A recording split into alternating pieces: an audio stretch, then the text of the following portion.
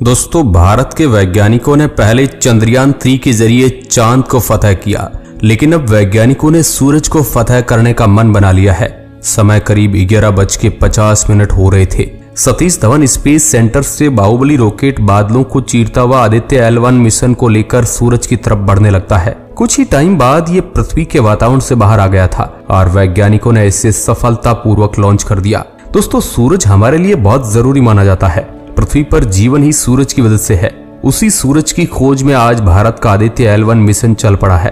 पहली बार भारत सूरज पर मिशन भेजने जा रहा है। करीब 4 महीने बाद भारत का यह मिशन सूरज के करीब पहुंचेगा। चंद्रयान के बाद दुनिया की नजर भारत के सूरज वाले मिशन पर है। अब दोस्तों, सवाल ये उठता है कि आखिर कैसे पहुंचेगा यह मिशन सूरज पर और सूरज से कितना दूर रहकर यह पढ़ाई करने वाला है और अपने आप को सूरज की गर्मी से ये कैसे बचाएगा और क्या राज पता करने वाला है सूरज के बारे में। सब कुछ आपको आज के इस वीडियो में बताएंगे। मैं हूं आपके साथ सुरेश सांचोरी और आप देख रहे हैं रहस्य टेलीविजन यूट्यूब चैनल। अगर आप ब्रह्मांड से जुड़े वीडियो देखना चाहते हैं तो चैनल को सब्सक्राइब कर लीजिए। दोस्तों, आदित्य L1 भारत का पहला मिशन है जो सूरज की पढ़ाई करने के लिए जा रहा है। लेकिन जिस प्रकार चंद्रयान चांद पर उतरा था, उस प्रकार ये मिशन सूरज पर उतरने वाला नहीं है, बल्कि सूरज से दूर रहकर उसके बारे में पढ़ाई करने वाला है। अगर आसान भाषा में कहा जाए तो ये सूरज की तुलना में ये पृथ्वी के बहुत ज्यादा नजदीक रहकर काम करेगा। वैज्ञानिक डाटा की माने तो ये करीब पृथ्वी से 15 लाख किलोमीटर दूर रहकर सूरज के बारे में पढ़ाई करेगा।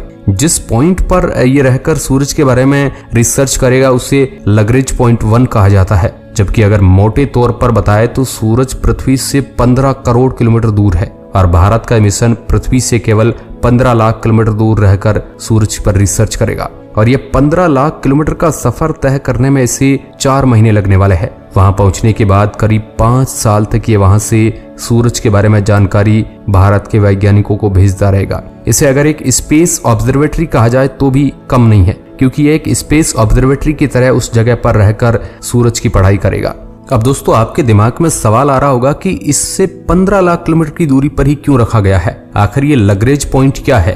दोस्तों, लग्रेंज पॉइंट उसे कहा जाता है जहां पर 2 ऑब्जेक्ट का गुरुत्वाकर्षण आपस में टकराता हो। इसलिए इस अंतरिक्ष यान को उस जगह पर बने रहने में कोई ज्यादा दिक्कत नहीं आने वाली है, क्योंकि वहां पर ना सूरज के गुरुत्वाकर्षण का ज्यादा प्रभाव रहता है और ना ही पृथ्वी के गुरुत्वाकर्षण का। इसलिए इसे कम ऊर्जा में वहां पर बनाए रखा जा सकता है। आगे मिशन के बारे में जानने से पहले आपको सूरज के बारे में थोड़ा डिटेल में बताते हैं। दोस्तों, हमारे सौरमंडल के बीचों बीच मौजूद आग का ये भभकता हुआ विशालकाय गोला सौरमंडल में एक दिल की तरह काम करता है, जहां पर ये पूरे सोलर सिस्टम के सभी ग्रहों को लाइट और एनर्जी प्रोवाइड करता है। और सूरज का गुरुत्वाकर्षण पूरे सौरमंडल में मौजूद ग्रहों को आपस में बांधे रखता है। एक प्रकार से ये बांधने का काम करता है। और सन इतना ज्यादा बड़ा है कि इसमें 13 लाख पृथ्वी को इसके अंदर सेट किया जा सकता है। सूरज का गुरुत्वाकर्षण पृथ्वी के मुकाबले 28 गुना ज्यादा है। अगर आपका वजन पृथ्वी पर 60 किलो है तो सूरज पर आपका वजन 1680 किलो हो जाएगा। इसके धरातल पर उतरने के बाद 648 किलोमीटर प्रति सेकंड की दर से उड़कर वापस आना होगा,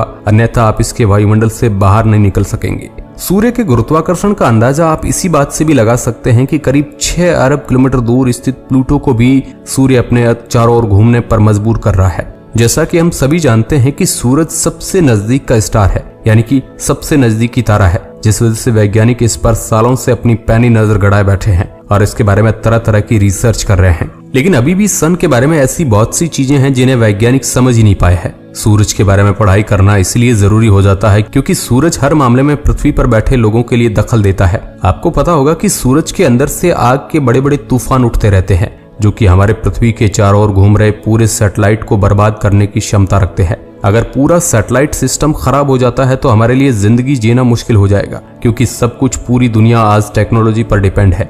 यहाँ तक कि सूरज पर उठा हुआ बड़ा तूफान पृथ्वी पर हमेशा के लिए अंधेरा कर सकता है, बिजली सिस्टम का पूरा जाल खत्म कर सकता है। पृथ्वी का मैग्नेटिक फील्ड हमें सूरज के शक्तिशाली तूफानों से बचाता है।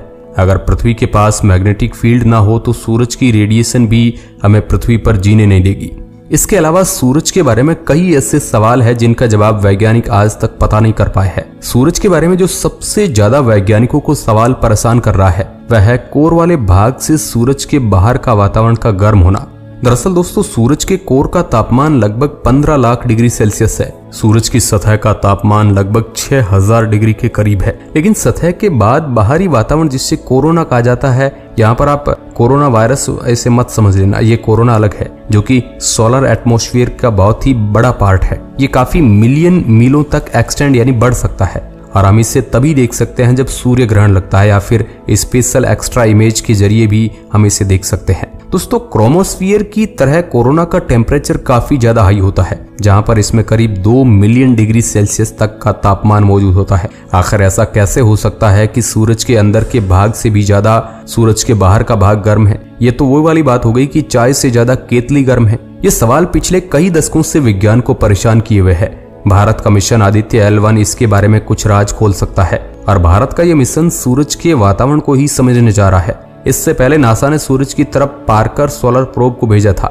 नासा का पार्कर सोलर प्रोब सूरज के सबसे नजदीक जाने वाला पहला स्पेसक्राफ्ट है। वह भी सूरज के बारे में इन्हीं सवालों के जवाब तलाशने गया है। पार्कर सोलर प्रोब आज भी सूरज के बारे में पढ़ाई कर रहा है। दोस्तों भारत के वैज्ञानिकों ने आदित्य L1 को स्पेशली सूरज की ऊपरी 3 लेयर को पढ़ाई करने के लिए भेजा है। अब आप सोच रहे होंगे कि आखिर लाखों किलोमीटर दूर से भारत का यह मिशन सूरज के बारे में कैसे पता करेगा? आखिर इतनी दूर से कैसे सूरज के बारे में जानकारी इकट्ठा की जाएगी?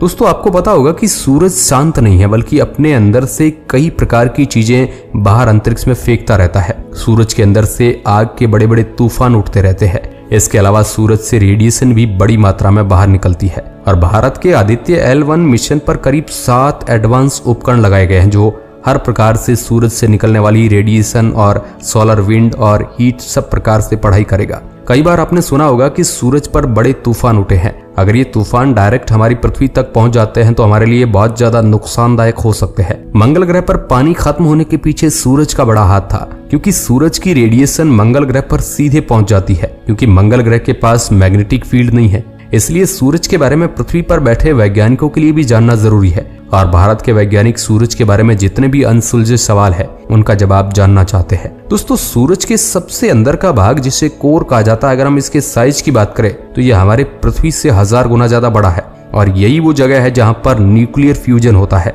जहां इतने भारी टेम्परेचर में हाइड्रोजन के आइटम कोलाइड होकर फ्यूजन करते हैं जिससे हीलियम का निर्माण होता है और सूरज के इसी भाग से हीट का निर्माण होता है। यानी जो रोशनी हमारे लिए मिलती है वो सूरज के इसी भाग से उत्पन्न होती है और उसी की मदद से हम सूरज से निकलने वाली हीट और लाइट को हर रोज फील कर सकते हैं। वहीं अगर हम सूरज के कोर पर मौजूद टेम्परेचर की बात करें तो यहाँ का टेम्परेचर 15 मिलियन डिग्री सेल्सियस यानी कि 15 लाख डिग्री सेल्सियस तक पहुंच जाता है। अगर आप अभी भी हैरान नहीं हुए तो हम आपको बता दें कि सोलर फ्यूजन की वजह से सन में मात्र 1 सेकंड में जो एनर्जी क्रिएट होती है वो 1.8 बिलियन न्यूक्लियर बॉम्ब से भी बहुत ज्यादा होती है। कितना ज्यादा ये रहस्यमयी है हमारा सूरज। इसीलिए भारत के वैज्ञानिक सूरज के बारे में चप्पे चप्पे की जानकारी लेना चाहते हैं। बाकी आप भारत के इस मिशन के बारे में क्या सोचते हैं कमेंट के माध्यम से जरूर बताएं।